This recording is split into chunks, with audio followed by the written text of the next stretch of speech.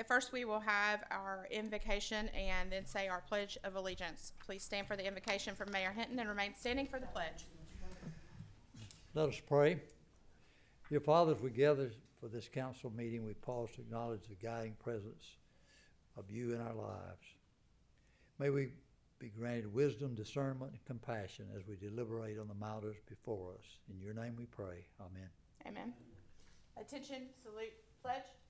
I pledge allegiance to the flag of the United States of America and to the republic for which it stands, one nation, under God, indivisible, with liberty and justice for all. Next item on the agenda is roll call. Ms. Webb, please call roll. Pro Tem Washington. Here. Councilman Wiggins. Here. Councilwoman Dykes. Here. Councilman Aiken. Here. And President Bobo. Present. Item number 5 is presentations. We have none tonight. Item number 6 is approval of the agenda. Is there anyone who would like to make a motion to approve the agenda for the August 19th council meeting as printed? So move. Second.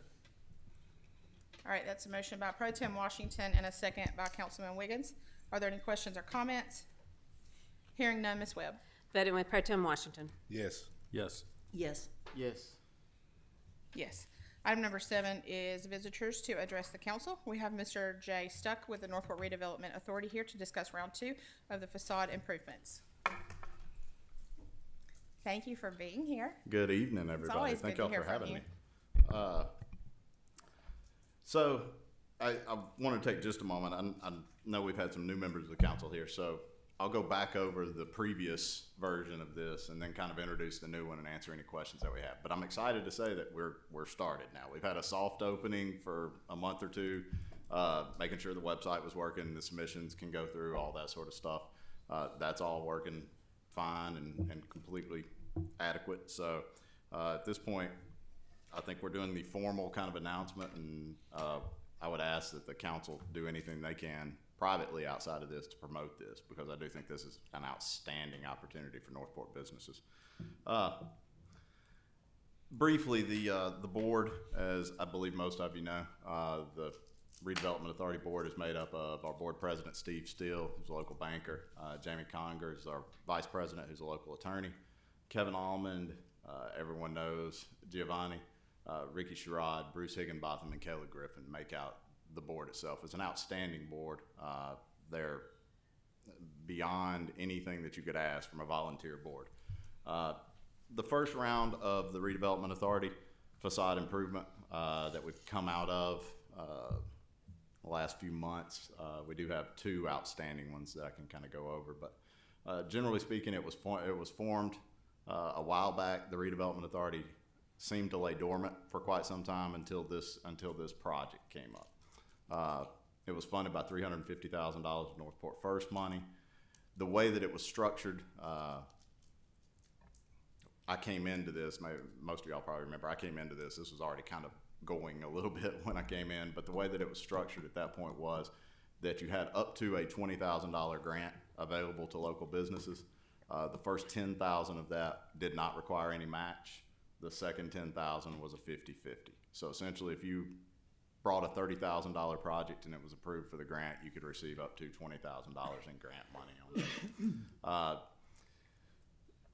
We received 47 applications. We had 29 approvals. That map there shows you just kind of the outline of where all the approvals were from a location and geography standpoint. So they were very well spread out throughout the city. Just under $700,000 worth of total requests. 27 of these 29 have been completed. There are 2 that remain outstanding that they have not finalized. They finalized their project, but for whatever reason, they have not finalized their paperwork. We have given them a drop dead date for that, and if they don't complete that, then those projects will simply just be rolled off. We had a number of projects that were initially approved that once they got into it, they figured out this is probably not going to be possible in the scope of time that we had under the program. Those were removed voluntarily by the applicant. The way that we've looked at that going forward is there's no penalty for someone that voluntarily removes their application.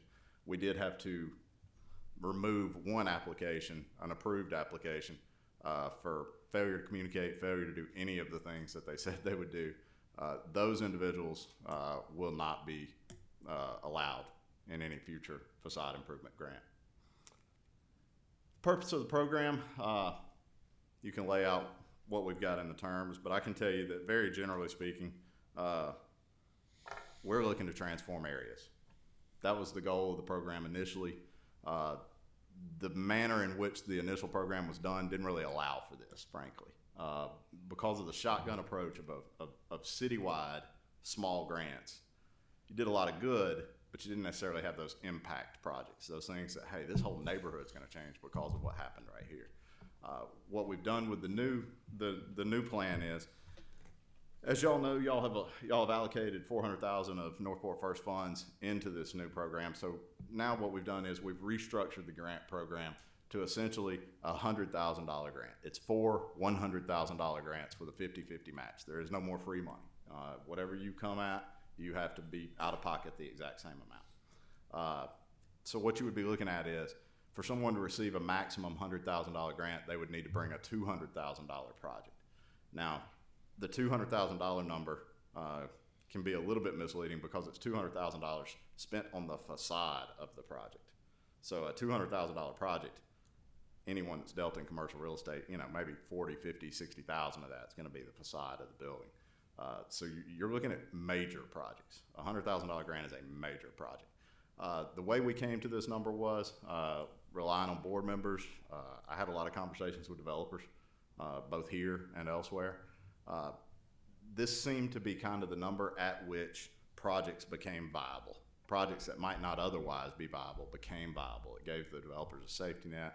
The idea being that now they can come in and do these shopping center redevelopments, or the project does allow for new construction so long as, again, it only goes to the facade of the building for the grant program itself.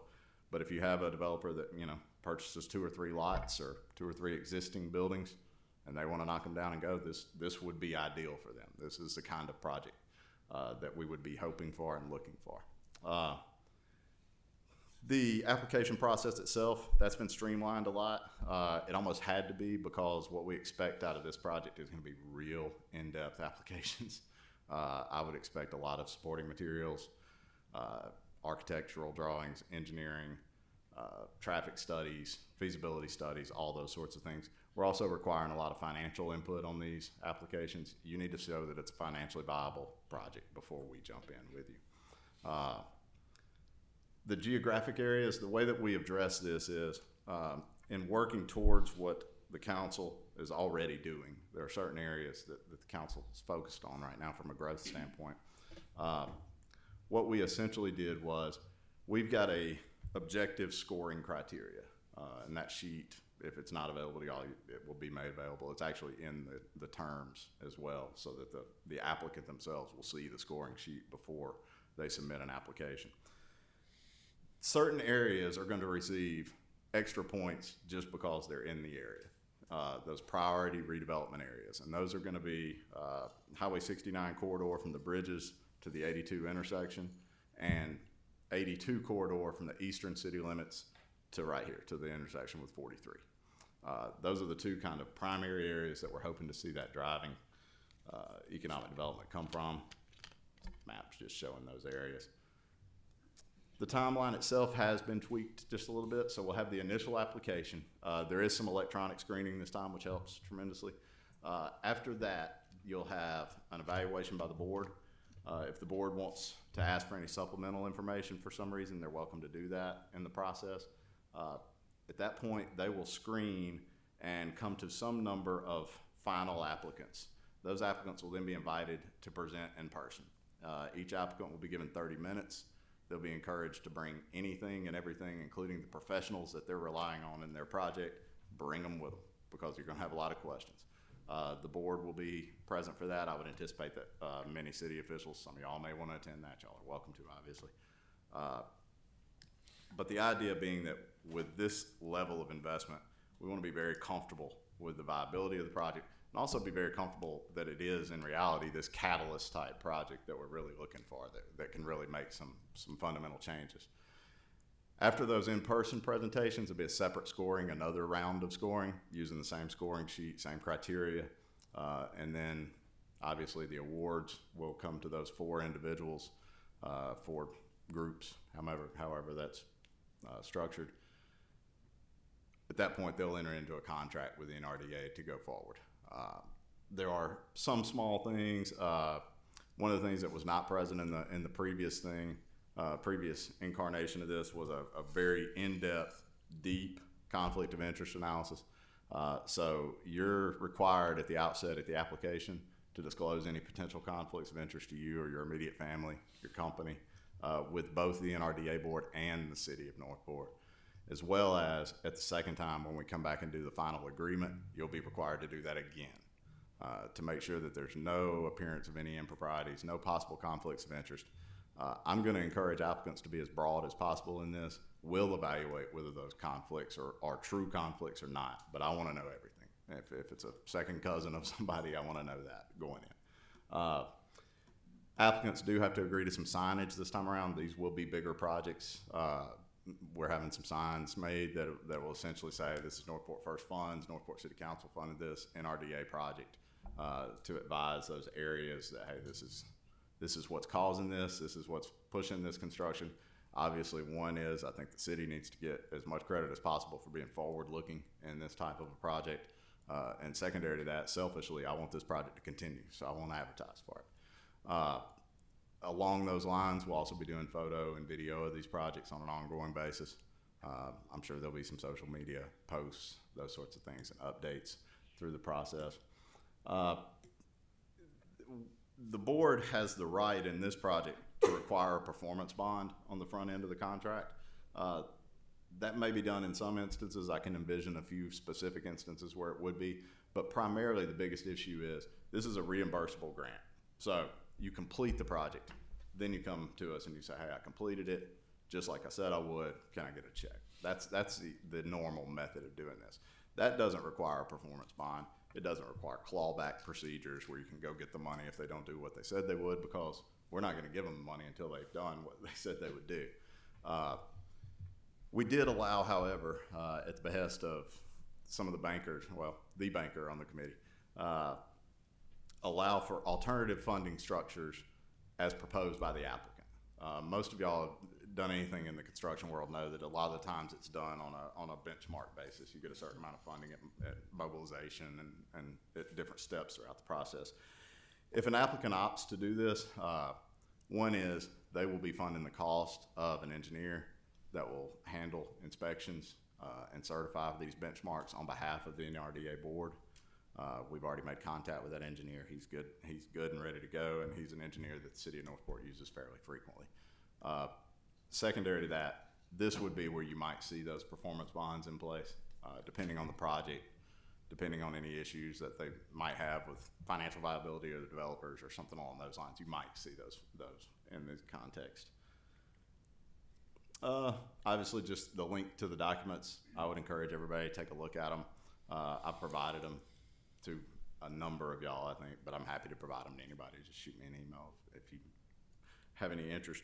But generally speaking, that's a very quick and very dirty, broad look at it. So what kind of questions can I ask for you?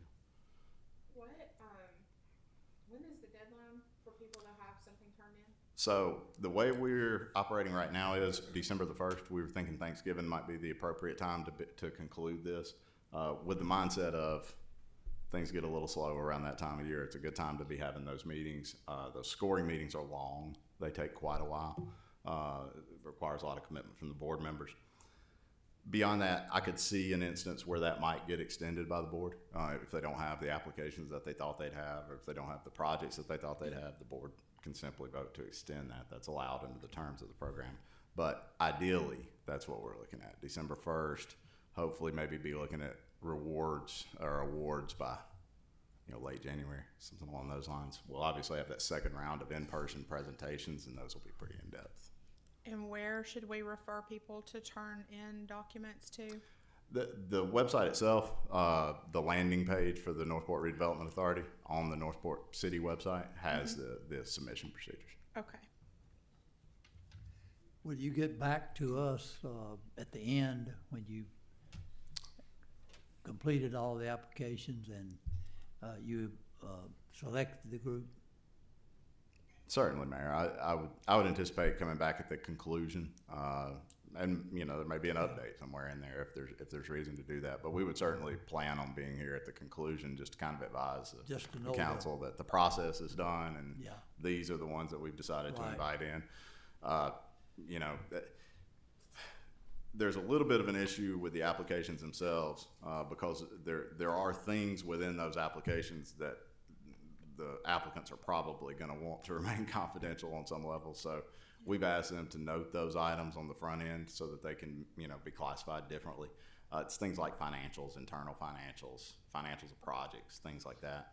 But the majority of the projects themselves will be for public consumption. I mean, that's. How is this being pushed out to the public so that people know it's available? Today's the first day we're starting that. So hopefully today we'll get some positive coverage out of it today. After that, it's going to be social media. I've talked to Kyle South. The chamber's willing to spread as best they can. Beyond that, this is a word of mouth program. I mean, the good thing is that the target of this program, we're not looking for general people all over Alabama. This is business owners in the city limits of Northport. So anything that any of you all have from an idea standpoint to attract those particular applicants, I'd love to hear it. Feel free to reach out to me. I'm wondering if we have a list of all of the applicants for business licenses that might help. We do. I think the first step would be sharing whatever the redevelopment authority has on our social media channels. And then if we're not getting sufficient interest, we can target. Good push. Yes. With geofencing. And we'll do the priority or areas that they have indicated and can direct solicit from those individual or those businesses along those corridors if we're not receiving applications. Did y'all have any questions? Anybody else? I just want to tell you, thank you so much. This is a tremendous load that the redevelopment authority takes on, and I know that you're very not bashful about it, but you don't take as much credit as you deserve, and we all greatly appreciate this. It's changing the face of Northport. Well, I appreciate y'all. I think the first program was it was interesting. We learned a lot. Some of you have seen some of the changes. I know some of you are aware of those smaller projects, and some of them, frankly, made a big difference. But the idea of this is the difference between painting the front of the building and knocking it down. I mean, that's truthfully the difference, and that's a huge difference from a development standpoint. And I'm really excited. I can tell you that the local real estate community, the business owner community, the people that I have talked to, I've had more people call me about this without it being in the public arena necessarily than I've ever had anything. That's amazing. People are interested in this. This is the ability. I had a local developer tell me 2 weeks ago that this is the difference between making a project work and not, because it gives them a cushion. It gives them a safety net that they don't have to sweat those small price changes and things like that. They can actually get through it, and they know they can get through it. And just the shopping center that we did on 82 in this last round, that was a small project, but that saw a huge impact in that area. Huge impact. So my hope is maybe we can replicate that 4 times and maybe 4 more times next year. I think that's one that we all drive by and think, man, that looks so much better. It is an incredible difference over there. It was transformational. It really was. Well, thank you so much for working on this, and we'll be sure to push it out and help wherever we can. Thank y'all, and I'm available if anybody needs me. I think everybody knows how to get me, but if you don't, ask somebody. Ron definitely knows how to get me. Thank y'all. you, Jay. Thank you so much. All right, item number 8, we have no unfinished business. 8A, 8A, ordinance and resolutions of a permanent nature. 8A1 is a second reading ordinance authorizing the city administrator to enter into a franchise agreement with Comcast of Alabama LLC. Mr. Davis? Yes, this is, again, the fruits of our hiring the company and gentleman that works with the league. This is a much better franchise for the city. And as a lawyer, Jay, you'll appreciate this. he included a provision where they'll pay $3,000 toward consulting expenses once they sign this. So this is a very good franchise. It's very beneficial to the city. We do suggest that you consider passage. Okay, so the form of that motion is to approve the ordinance authorizing the city administrator to enter into a franchise agreement with Comcast of Alabama LLC. Do I hear a motion? So moved. Second. All right, that's a motion by Councilman Wiggins and a second by Pro Tem Washington. Are there any questions or comments? Hearing none, Ms. Webb? Voting with Pro Tem Washington. Yes. Yes. Yes. Yes. Yes. Item 8A2 is a second reading ordinance authorizing the city administrator to enter into a franchise agreement with DirecTV LLC. Mr. Davis? Yes, this is a 5-year franchise for video services agreement for DirecTV. And again, it's a much favorable franchise than we've had before. This is a very regulated area, and there's not much we can do, but if you know how to make the definitions, you make sure we get our 5%. And so that's what he's done, and he's more than paying for himself because he also does audits and things of that nature. So we're very fortunate that the league has that type of resource that's available to us and that you would let us utilize that resource. So this is available and ready for passage. We are very lucky to be able to lean on the league. All right, so the form of that motion is to approve the ordinance authorizing the city administrator to enter a franchise agreement with DirecTV LLC. Do I hear a motion? So moved. Second. All right, that's a motion by Councilman Aiken, a second by Pro Tem Washington. Are there any questions or comments? Hearing none, Ms. Webb? Voting with Pro Tem Washington. Yes. Yes. Yes. Yes. Yes. Item 8A3 is a second reading ordinance correcting effective date of compensation adjustment for future mayor and council. Mr. Davis? Yes, this is a housekeeping measure. As you know, salaries of elected officials cannot be adjusted during your term. Early on, we looked at it and set the salaries for the next group of elected officials. And we did that, and then the legislature came in and changed the election date and gave you a 5-year term rather than a 4-year term.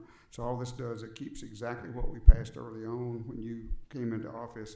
It just changes the effective date until November of 25 rather than November of 24. So it's just simply a housekeeping measure.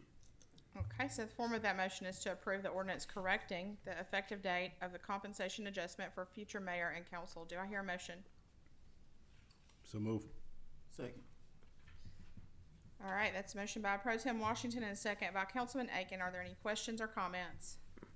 Hearing none, Ms. Webb? Voting with Pro Tem Washington. Yes. Yes. Yes. Yes. Yes. Item 9 is new business. 9A, ordinances and resolutions of a permanent nature. 9A1 is a first reading ordinance for amendment to the zoning ordinance to Table 4-1, allowable uses, and Table 4-2, Table of dimensional standards. Ms. Ram? Yes, ma'am. This item comes with a favorable recommendation from the Planning Commission. We will have a public hearing on September the 9th. Okay, is there anyone who would like to offer that for a first reading? So offered. That's offered by Councilman Wiggins.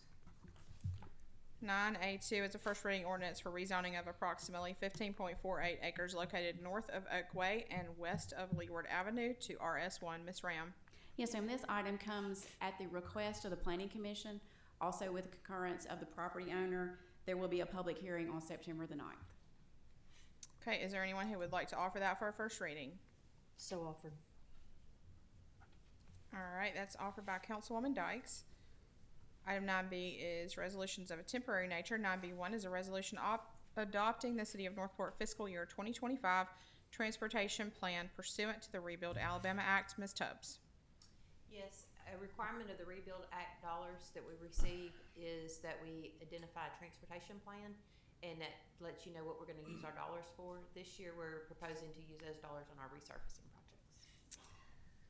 Okay, so the form of that motion is to adopt the City of Northport fiscal year 2025 transportation plan pursuant to the Rebuild Alabama Act. Do I hear a motion? So moved. Second. Who said Woodrow and I were simultaneous. that? Okay, that's a motion by Councilwoman Dykes and a second by Pro Tem Washington. Are there any questions or comments? Hearing none, Ms. Webb? Voting with Pro Tem Washington. Yes. Yes. Yes. Yes. Yes. 9B2 is a resolution authorizing the acceptance of name change of Ellis Architects Incorporated to Caldwell Architects. Ms. Tubbs. Yes, we have, currently one contract with Ellis. They have, merged with Caldwell Architects. Okay. So the form of that motion is to authorize the acceptance of name change of Ellis Architects Incorporated to Caldwell Architects for active agreements held by the city of Northport. Do I hear a motion? So moved. Second. All right, so that's a motion by Councilman Wiggins and a second by Councilman Aiken. Are there any questions or comments? Hearing none, Ms. Webb. Voting Mayor Pro Tem Washington. Yes. Yes. Yes. Yes. Yes. Item 9B3 is a resolution authorizing the mayor to execute an agreement with Lloyd's Insurance for stop-loss insurance. Mr. Rose. Yes, as you know, we have our employees' health insurance is a self-funded plan, so we pay those claims live. We also do stop loss to prevent catastrophic claims. So we shop it out every year, and Lloyd's Insurance Company was the low bidder on our stop loss through Cobb's Allen Hall, and we recommend move forward with Lloyd's. Thank you, Mr. Rose, for keeping our employee insurance cost down. The form of that motion is to adopt the resolution authorizing the mayor to enter into an agreement with Lloyd's Insurance through Cobb's Allen for stop-loss insurance. Do I hear a motion? So moved. Second. All right, that's a motion by Councilman Wiggins and a second by Pro Tem Washington. Are there any questions or comments? Hearing none, Ms. Webb. Voting Mayor Pro Tem Washington. Yes. Yes. Yes. Yes. Yes. 9C is consent agenda and ranges from minutes, bill listings, and PO requisitions. Form of the motion is to approve the consent agenda for the August 19th, 2024 council meeting as printed. Do I hear a motion? So move. Second. All right, that's a motion by Pro Tem Washington and a second by Councilman Wiggins. Are there any questions or comments? Hearing none, Ms. Webb. Voting Mayor Pro Tem Washington. Yes. Yes. Yes. Yes. Yes. Item number 10 is reports of special committees of council. Do we have any? No. Item number 11, public hearings. We have one public hearing tonight from the planning department. Speakers, please do not approach the council dais while in session unless given specific permission. 11C1, second reading ordinance ordering the demolition of an unsafe structure located at 921 10th Street. Ms. Ram. Yes, ma'am. This item comes at the recommendation of the chief building official. A public hearing is required and it is ready for adoption if you so wish. Okay, I'll open the floor for a public hearing for agenda item 11C1. Is there anyone who would like to speak for or against?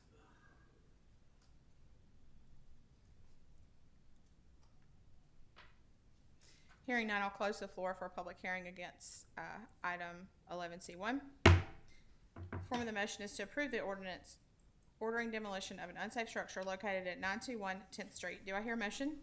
So move. Second. All right, that's a motion by Pro Tem Washington and a second by Councilman Wiggins.